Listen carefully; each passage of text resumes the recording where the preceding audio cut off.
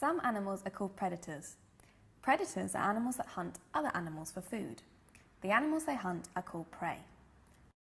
Lions, for example, are predators, and they hunt animals such as zebras and gazelles.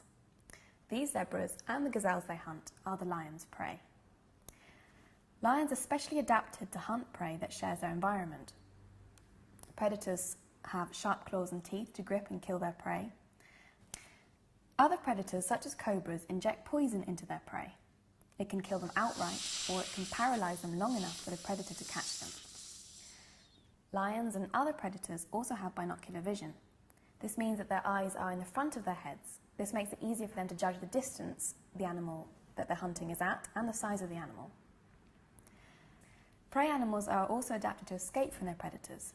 They have eyes on the side of their heads, which gives them a wider view of what's around them, so they can try and spot a predator before it attacks. Some animals, which are prey, are camouflaged, and their bodies have patterns or colours that make it difficult for predators to see them. But camouflage can also be used by predators.